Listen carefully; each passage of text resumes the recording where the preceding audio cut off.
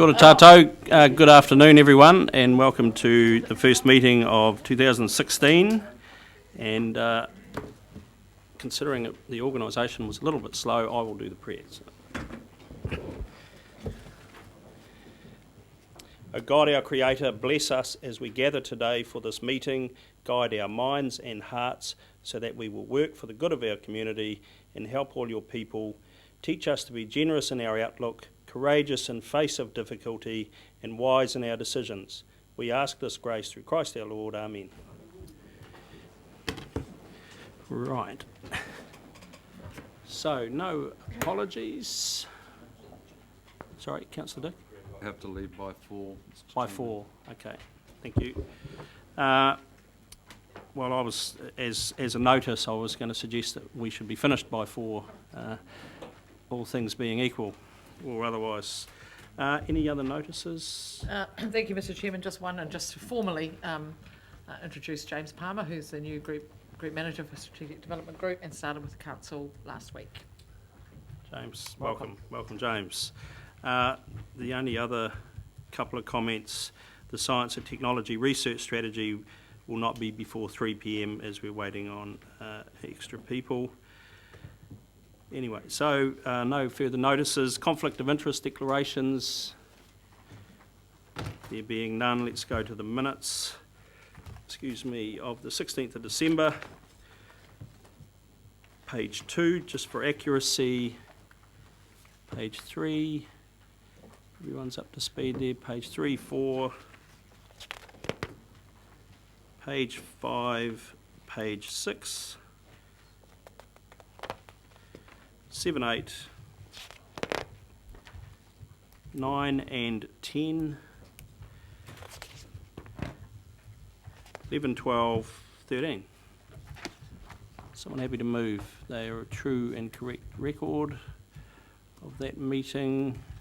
Thank you, Councillor Scott. We have a seconder for that. Thank you, Councillor Bevan. I'll put that motion. All those in favour, please say aye. Contrary, no. Carried. Matters arising from those minutes.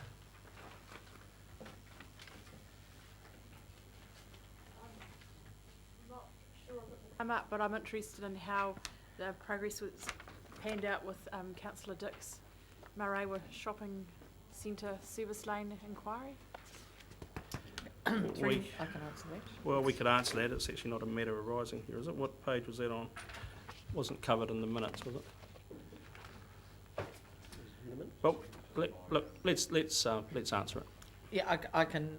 Thank you. I can answer that. So this was in relation to the sale of a property, a vacant property that council owned in the Maraewa shops, and we have been asked to, I guess, really check whether or not we follow the due process. We've met with our lawyer on that, and she is providing a response to Town and Country Electrical in response to their written inquiry about it. They should get that later this week. Thank you. No further matters. Let's now go then to item 5, follow-up items on page 3, Chief Executive. Thank you, Mr. Chairman. There's 4 here. The first of those is around discussion at the December Council meeting about an updating of the economic analysis model in relation to the Ruataniwha water storage scheme. That's currently, the McFarlane report has been updated, and the information from that is being applied to update the regional economic assessment. We will have that back to you at the earliest opportunity, expecting that to probably be the Corporate and Strategic Committee meeting later in February, but not 100% guaranteed to be that, but that's what we're targeting. The second is around an update of members' register of interest. That has been updated and was published on the Regional Council website. The third came up in minor items not on the agenda, and it was really an update on progress with Council's discussions with central government regarding the introduction of legislation enabling charging royalties for water exported and sold offshore. We had received a verbal response from the Minister for the Environment when we were at a meeting with him, indicating that there was no government support for water royalties at all. Following that, a letter was sent to Local Government New Zealand for their advice on whether or not they would be willing to follow up on this issue, and I've attached a copy of the reply that was received from Malcolm Alexander,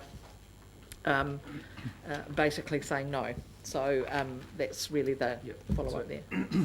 It's probably not the appropriate time now, but I'm quite interested to have some further discussion on this at some point in time. I don't believe it's an issue that we've dealt with properly. I'm really concerned about how the issue's getting framed, as in no one owns the water. I think that's creating part of the problem that we have, and I think we need to reframe the issue. So there's some things that we really need to have some discussion on as a council, I believe, Chair, and probably not the appropriate time now to do that, but I'm wondering if we could perhaps have it as an agenda item and get some updated information on where iwi sit on this issue, for instance, and what's the basis of their claim, and the whole way that the argument's been framed. There's too much at stake here for us to just walk away from this issue because Local Government New Zealand says no one owns the water, in my view. I mean, even at 1 cent a litre as a royalty, it could collect $40 million for this region just on the basis of the consents that are currently being issued. So it's a significant issue ongoing. I agree, it's not a matter to be discussed now, but we will make sure No, that. but I'd support that we do need to discuss this, but I've probably got a totally contrary view.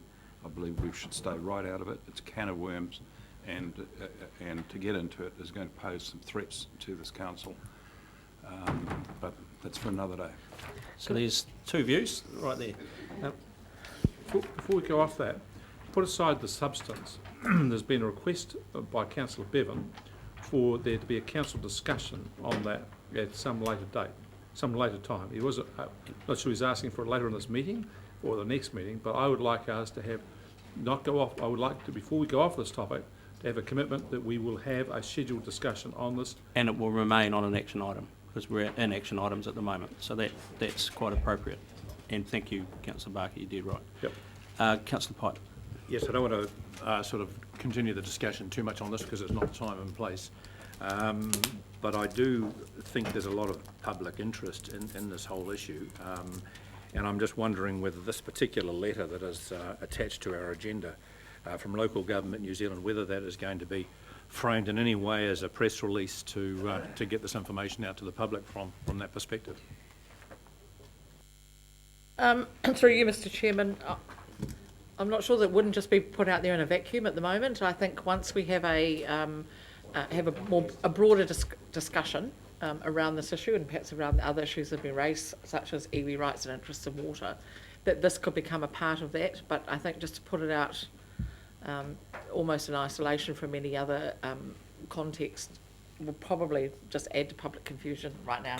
Could I suggest, there is a water symposium coming up early March, isn't it, Yep. Mr. Maxwell? So perhaps leading into that, we could have a paper that would come to either council or one of the committees, but probably council, to highlight the fact that that is happening early March, and that is will be a, dare I say, a watershed type meeting. So yeah, there you go. Okay, righto. Let's move on. Oh, sorry. I just noticed that the visit from the PCE has slipped off the action list, and I'm wondering how progress with that is going. So yes, there was another email and another phone call sent following the identification of that. I think it's actually on a committee follow-up list. It hasn't slipped off altogether. It's just not on the council one. I've had no further response from them, and not even an acknowledgement of my email, which I had asked for. There's also, if you turn over the page, it's another item.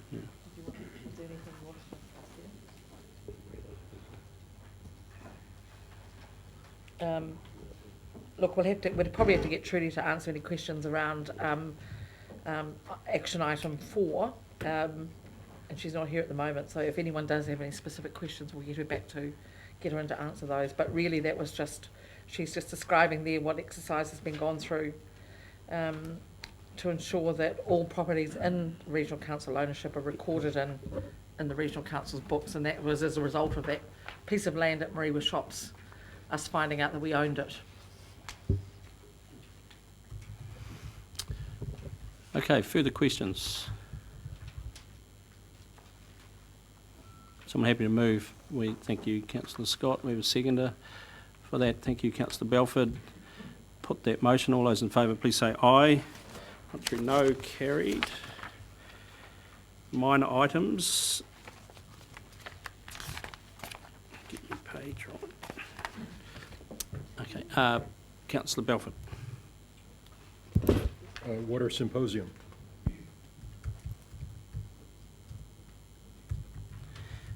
Councillor Parker.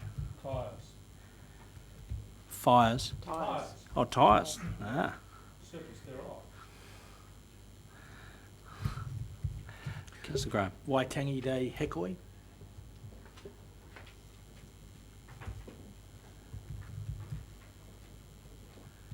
Hekoi, Graham.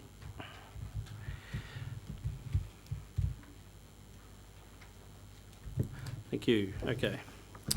Right, let's get into some decisions on page 13, affixing the common seal. Mr. Drury, any comments? There's a few there. Not really, Mr. Chairman. I'm a little bit surprised, along with everyone else, there's 8. I just counted them 8 sale and purchase. The interest rate's getting lower, so I guess this will continue for a little bit longer. Questions? Just interested to see that on the staff warrants, Liz Lambert has been updated. Who actually signs the normally the common seal is signed by the Chief Executive. In a case where it's a warrant for you, who signs in your place? The chairman. Oh, good.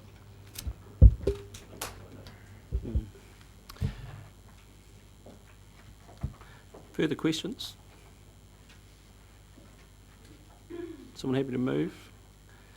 Let's move along. Thank you, Councillor Pipe. We have a seconder for that in Councillor Wilson. Further discussion? I'll put that motion. All those in favour, please say aye. Contrary, no. Carried. Maungaharuru-Tangitū Trust, the agreement on page 17. And could we invite our guests up the front and please? Kia ora.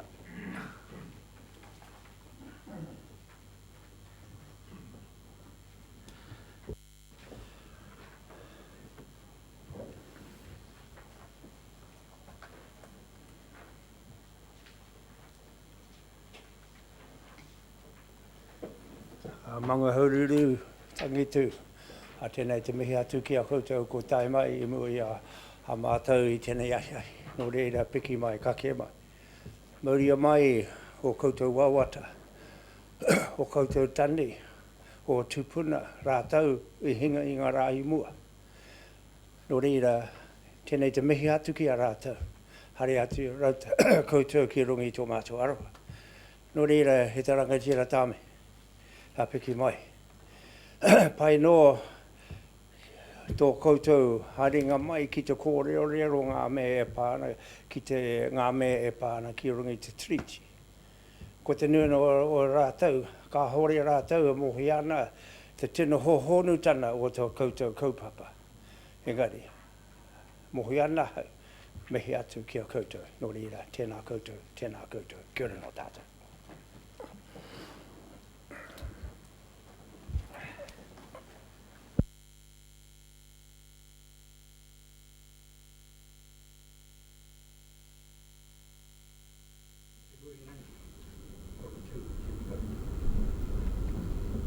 Katu ki te whakahoki ki tō mihi kia mata.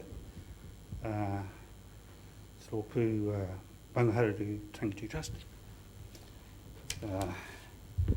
Ka tai mai nei ki te haina I tēnei mana enhancing agreement. Reira kati aku nei kōrero anai nei a ko iti e pauna tēnā koe mai, tēnā koutou, kia ora tātou katoa. Kia ora and welcome. and it's a privilege to have you all here. So I'm going to hand over now to Mr. Adey to take us through the paper. We have a before we get down to the formalities, we do have a few decisions to make. So, Mr. Adey. Thank you, Mr. Chairman, and yeah, it is my pleasure to bring this paper to you. This is another stage in the journey of the Maungaharuru-Tangitū treaty claim and our relationship with Maungaharuru-Tangitū as a result of that. And the paper outlines why we need to have an ongoing relationship. The Treaty Settlement Act acknowledges that we hold and the administration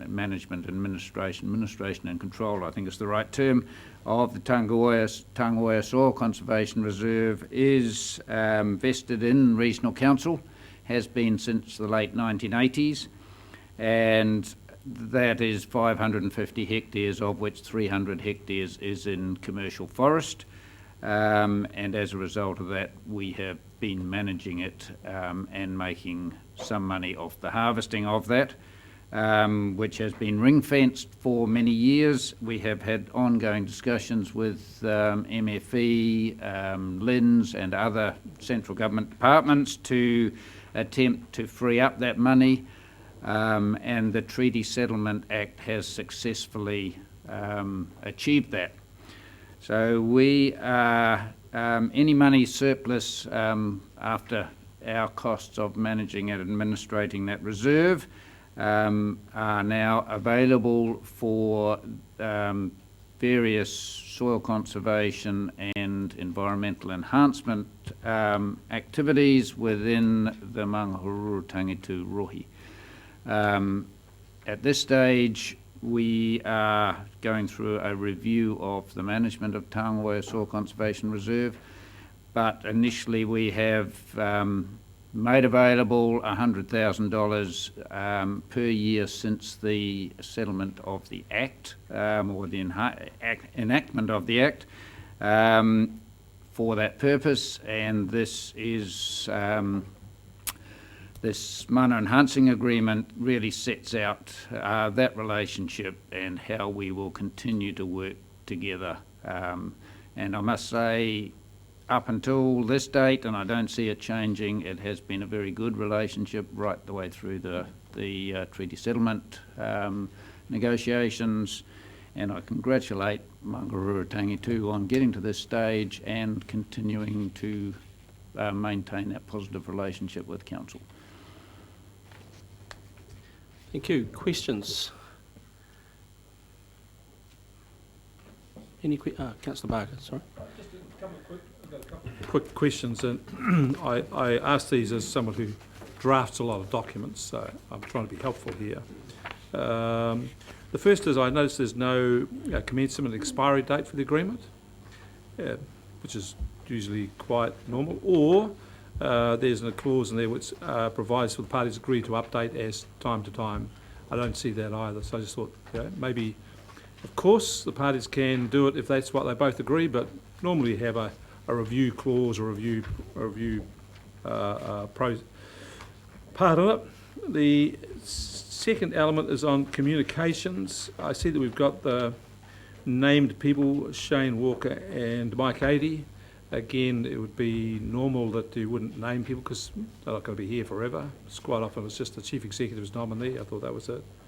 And I was curious about the confidentiality clause, given that the Regional Council is bound by the Local Government Official Information Act. There's some strict limitations on what we can do there under 14.1. And I agree entirely with the sentiment there that information obtained under this agreement shall not be to the detriment of the other party in any way. I agree with that. That's perfectly explicable.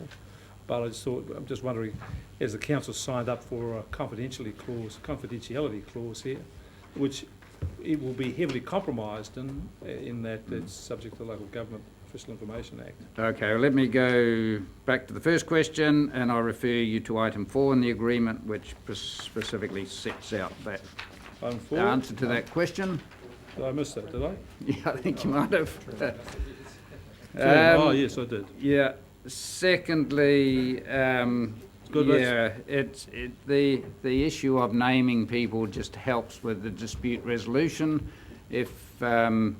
you know, we're named people in there and we don't, if things fall apart at the level that is referred to in there, then it can be elevated to Chief Executive or Chairman, and hopefully that will enable easy resolution of the issue without going to court or anything other silly where we're basically spending money that hopefully doesn't need to be spent. So that was the thinking behind that.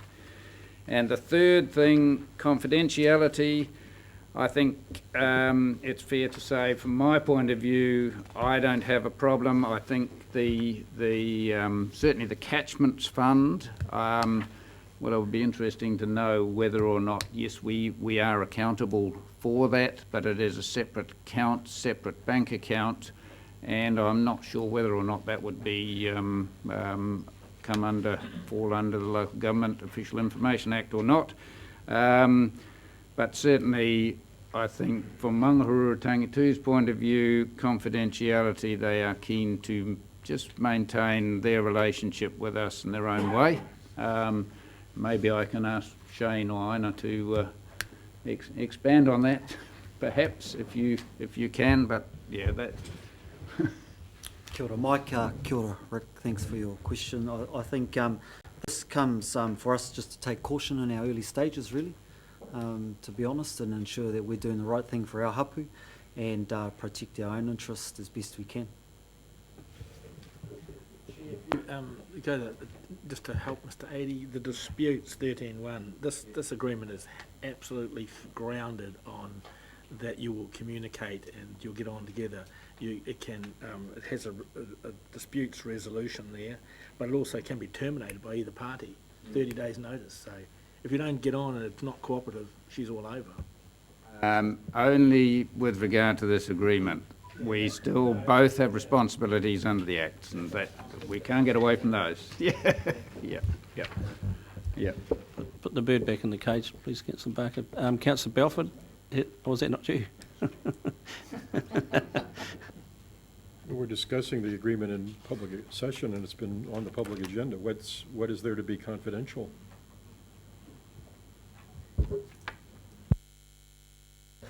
From our point of view, it's there's a volume of money in there, and we want to determine how we can best enhance our environment across the takiwa, Councillor.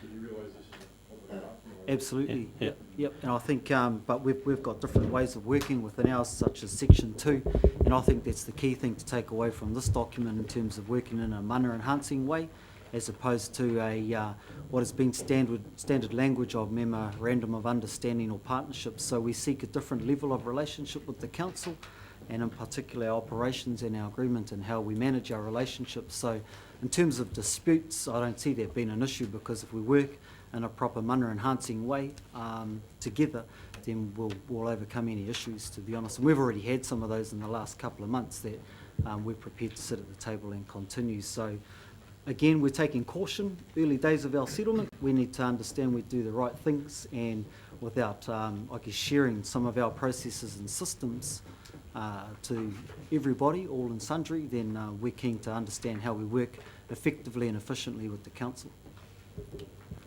Councillor Thanks, Bevan, Chair. then Councillor Look, Pike. yeah, a couple of questions, probably directed to the representatives of the trust. 10.2, the protection and management of all sites of significance within the Tongoio Soil Conservation Reserve. Have any of these been located or listed yet? And I'm wondering whether there shouldn't be some sort of a schedule here where you can actually catalogue them or... Some of them have, yes. I'd say the challenge with the schedule is that we are coming across more as we come into, again, more operaalisation in our kaumatua, getting onto the land. So we have identified a few, Councillor Bevan. But that's going to be an ongoing process. It will be continued. Okay. And just in relation to the next page, 12.2, the parties agree that it's not the intention for any of the terms and conditions of this agreement to be legally binding. That's somewhat of a strange condition. What's the rationale for that? Well, it's an agreement that actually, again, it's an operation of the Act, so the legal binding perspective from our end is the actual Settlements Act, and this is how we action that. So we can alter this agreement. It's in good faith, and again, in the sense of mana enhancing as opposed to a legal binding document. Councillor Pipe. Yeah, thank you, Mr. Chair. Kia ora, Shane, and your two colleagues. When I was reading the report, which I found very interesting, in section 2.1, it talks about mana, and you're talking about this report being a mana enhancing agreement.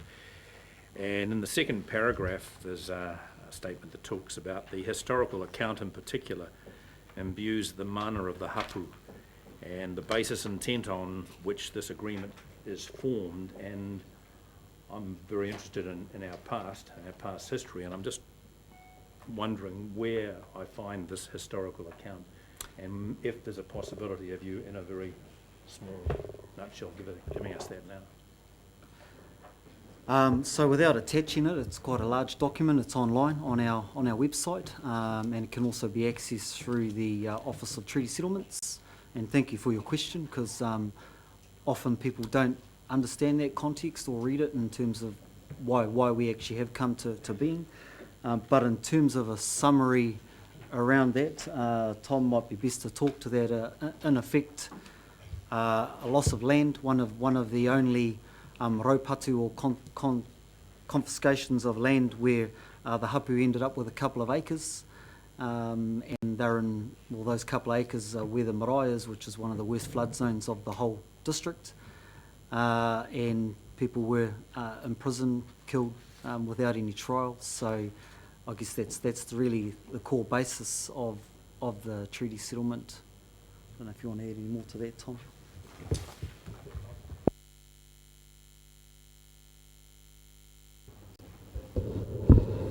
Yeah, as Shane was saying, there was a whole lot of let's talk about raupara's been confiscation of land, whereby we've only been left with where our marae is at the present. And a lot of it ended with a battle at Omaranui, where some of our whānau from our hapu were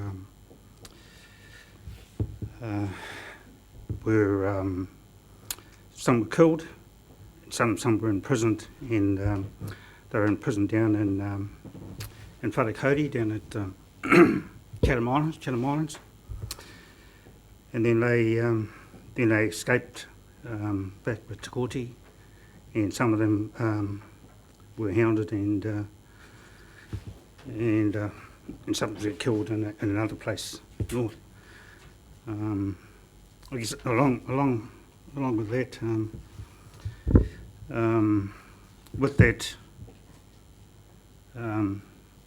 was seen by the Crown that was that they wanted to subdue the distance, and so they sent in. There was a meeting of people, even of our people at Omaranui, and they were attacked by the Crown there, and because as a result of that, it was seen that there was an uprising from our people. So in return, the Crown confiscated the land, which led to the raupatu. So that's all I can sort of add about that. Just further that, Mr. Chairman.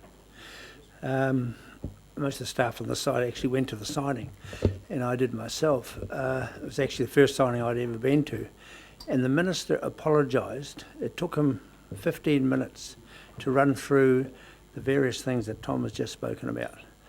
Apologised for killing their people, apologising for imprisonment without trial, those that died on Chatham Islands, those that died when they escaped from Chatham Islands with Te Kooti and were hounded, the confiscation of lands. He just went on, and it was actually a chilled silence from the 200 or 300 people that were there. So we have Shane as the CEO today, coming along here almost cap in hand, and I think that we should have the cap in hand, and we should be saying to them, okay, how do you want to run this? And I'm just giving my total support to this trust that has been very polite. And the next phases, this is what we call the whakatupuranga ka heke mai nei, the new generation there. Tom and I are in the old generation. We have the new generation that's going to give their people back their mana which they lost. Kia ora.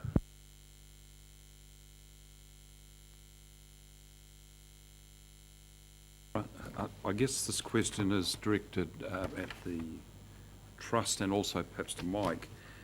On 3.1, it quotes from the Settlement Act the water catchments surrounding the reserves that are of interest.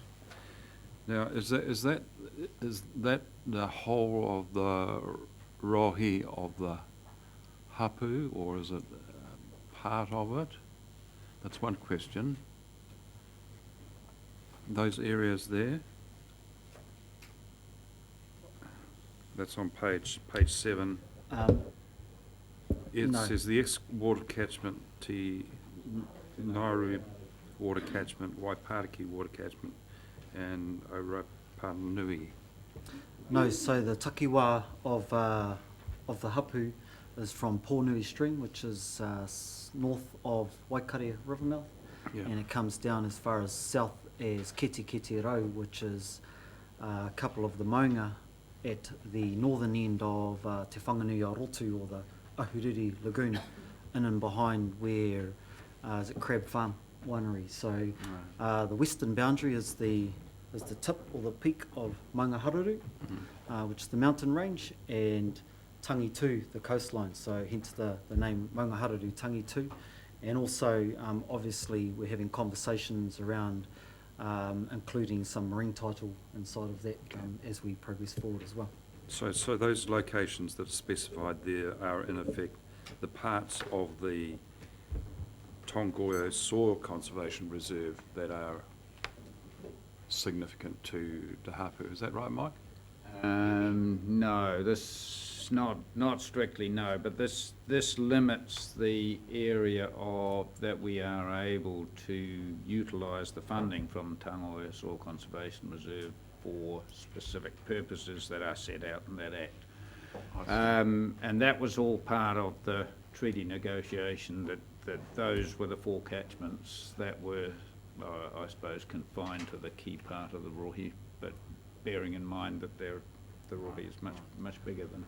But the obligation to manage the Soil Conservation Reserve is wider than those areas, but those particular areas are of specific interest or importance in terms of this settlement. Am I starting to get it? Or? Yeah, no, the Act specifically specifies those 4 water catchments within which the money, surplus money from Tongoyo Soil Conservation Reserve is able to be utilised for this purposes. Okay. So there is quite a tight constraint on that. But Lake Tutera is within the Arapaunui catchment. So, they're not small catchments. No, okay. Yeah. Okay. And how do you determine what is surplus from that account? I will be coming back to council with a management plan for Tongoyo Soil Conservation Reserve, probably certainly by the end of this financial year. And that will have some financial flowcharts and determine and a recommendation associated with what we could a recommendation with what should be transferred into the catchments fund on an annual basis. Okay, and that will be that report will be compiled and the recommendations subject to consultation and agreement with the trust. Absolutely. Thank you. And those conversations have been ongoing for probably 2 years at least, if not longer. Councillor Are you ready to move? Councillor Hewitt, did you have a question? Thank you. So a couple of questions. Mike, has this been past our lawyers? Yes, in an earlier version, but yes, not the last final version, but yeah. Is that standard practice that it doesn't go past a legal team before it comes to council? I'll put that to Liz, actually. I see. Yeah. So we've had, as Mike said, we've had an earlier version of this go through the legal check, and there's been some changes made to that, but nothing that I guess that we consider to be of legal significance. So didn't feel that it was, required any additional expenditure on it, basically. Thank you. So you're happy with it? Yeah. My other question to you, Liz, and this goes directly to our recommendation number 3. Do you agree that the staff financial delegations are applicable? Because we've been asked to agree, but I'd actually like to see a change to that wording. So I'm asking you, is that correct? So that relates to the staff financial delegations that would apply to both whoever's sitting in the chief executive role and also the group manager of asset management. They are applicable to all other relevant council expenditure. So, we were just wanted to actually just get some absolute certainty around that they would be the same delegations that would also apply to this particular fund. Okay, so with your indulgence, Chair, could the first word agree on number 3 be changed to note in the recommendation? Because we note that the CE's advised us of that. Yeah, the reason it's written like that is that the Act requires us to set up this fund in a separate bank account, so it's, yes, because it is, I suppose, goes through the council system, there will be a report within our financial reporting on it, but really it's held completely separately and all agreements need to be joint between the trust and ourselves. So in order for staff to carry on negotiations associated with contracts or work that's been done under there and make commitments, it just makes sense that those financial delegations are the same as council. Needs to be stronger than noting. I would ask that it reads notes that the chief executive agrees, because you're asking for something beyond my expertise, but we're taking the word of the chief executive.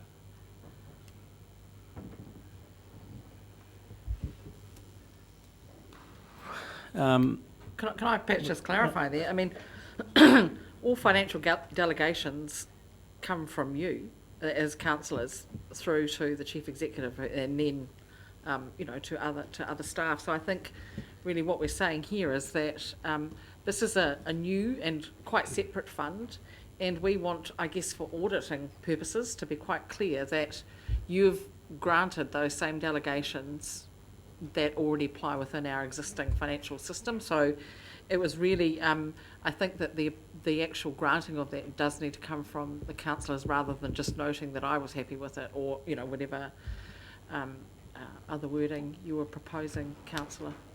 I think just for auditing purposes, really, it would be safer. Councillor Scott, you happy to move? You happy to second? Wish to speak? Mr. Chairman and kia ora tātou. It's quite a significant day to have you here, and I think we have heard today, thank you for taking us back through some of the historical matters that arose, and to Mr. Mohi also to speaking so passionately about that. What I find about this paper is not this agreement, although it is giving you opportunity to enhance your mana, you actually are enhancing ours too. And in this, there is a very good partnership which we can grow together. So I really do want to celebrate that aspect of it and to thank you very sincerely in the way that you have brought this together. We've heard from Mr. Adey what a good relationship it is, and I can only see this relationship growing because of the goodwill. So yes, I would like to really take note of the lead that Mr. Mohi gave on that we really do look to you and say thank you for coming to us like this. So this is going to be a very exciting future for us together, and I can see a lot of benefits out of this. Addressing the matter of the financial delegation, it is important that we do have those properly in place, and we have had the recommendation from the CEO, and quite properly we need to act on that. So I'm quite happy to support the recommendation as it stands.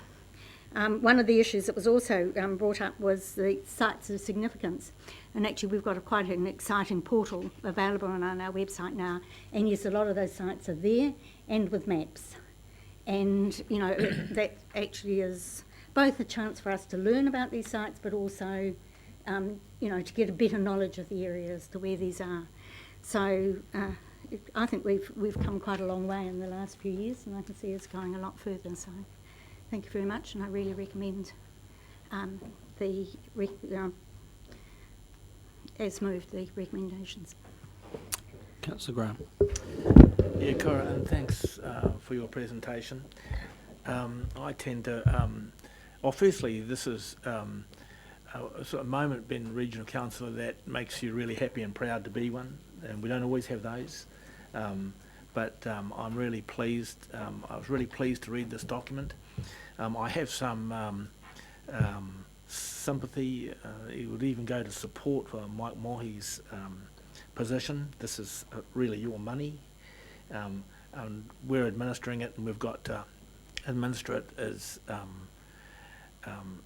with that knowledge that this is really your money to improve your rohi and address some of those grievances. I really loved the Mana Enhancing Agreement. I think that's kind of new, and Councillor Scott, it's good for us as Kiwis, and we start to evolve our own contracts. That we're not the old Norman contract, Anglo-Saxon Norman contracts that we have, but we're actually maybe starting to evolve a different kind of contract. And I really love this. I actually ripped the page out because I intend to use it in one of my talking points, because I thought it really did encompass, I know you specifically said in terms of this agreement, but it really did encompass what this relationship's all about. So yeah, thanks and well done, and I really look forward to seeing all these things happen out there. Councillor Pipeman. Tom, thank you very much for talking about the history, and to you, Mike, as well. This document is about the future, and it's pretty exciting that that future is a partnership between the Regional Council and you. Nothing can change what happened in the past, but it's good to recognise what actually happened in the past and understand a little bit more of the background. And I'll certainly be going to the website, having a little look more at the background. I think with many of the treaty settlements, I think we don't understand sometimes the past, and I don't think maybe there are enough coverage is given to acknowledging what actually happened in the past and the injustices that happened then. So thank you all the same, and all the very best for the future. Good to see you, Tom. Councillor Barker. Thank you. I just want to say I really welcome this agreement.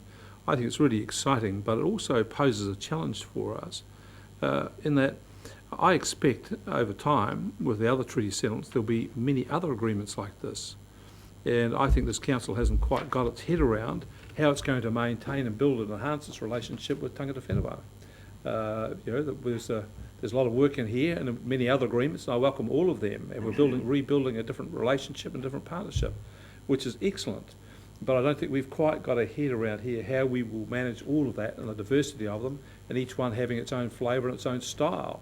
So this is an early warning to us to start doing more thinking and more work, because you're the first, among the first to be here about an agreement like this.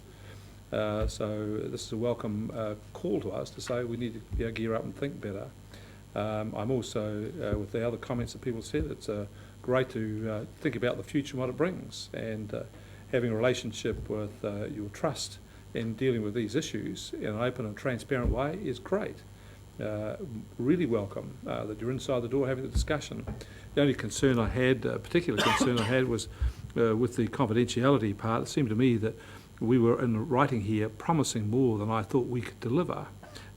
councils have to be really open. They can be prized open with the Official Information Act. I accept what you want as your relationship, but I just want you to appreciate that councils are controlled very powerfully with as they should be, on the openness of information, and there are limits on what we can or can't do in terms of maintaining confidentiality.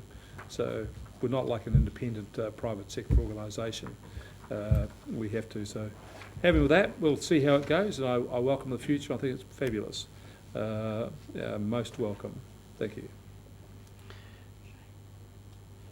Wish to speak.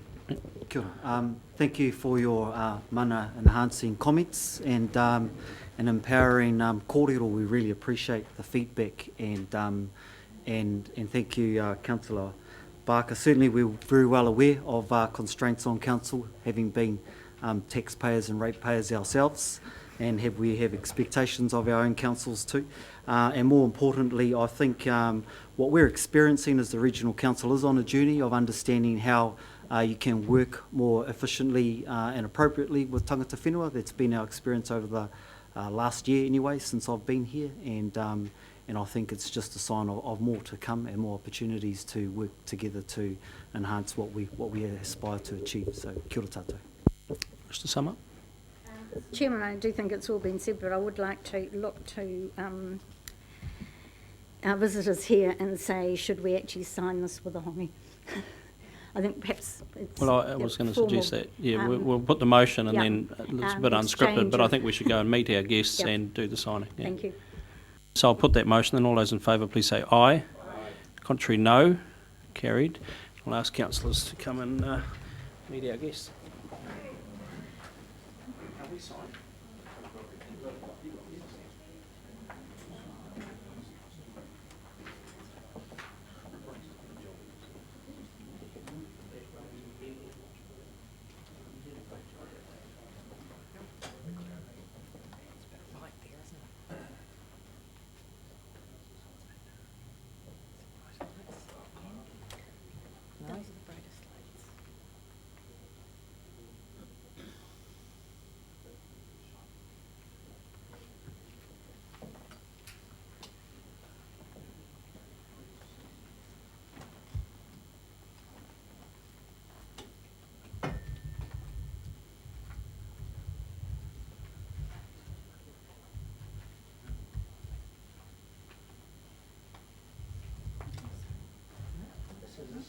Comparing notes here.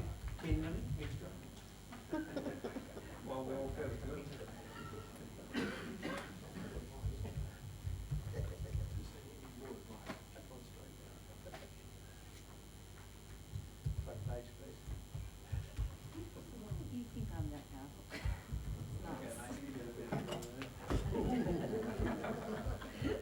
See, that doesn't bother me, mate.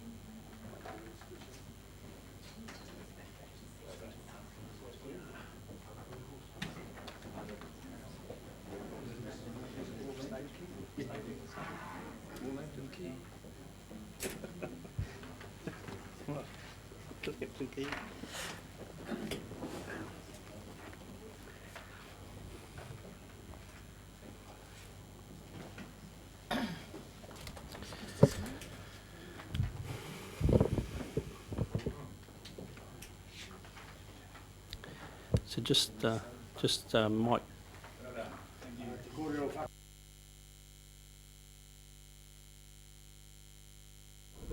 Ori a koutou, e ki ane e tehi ko tēnei te te timatanga, engari te roke, te roki ki te whakamutu. I think under the border o Christie, mā o koutou tāna mai, ka whakarangatira i a mātou. With your coming, you enhance our mana. So, no reira, a tēnei te mea atu, ko tā mai e tapu mano te ori, ori hi e waiata, te Ari o koutou i ki o wata kai. E aroha, e whakamono, me te rangiwa, I e tātou tātou e. Eke e whotoke, engari tēnā koutou, kuri no tēnā koutou, tēnā koutou.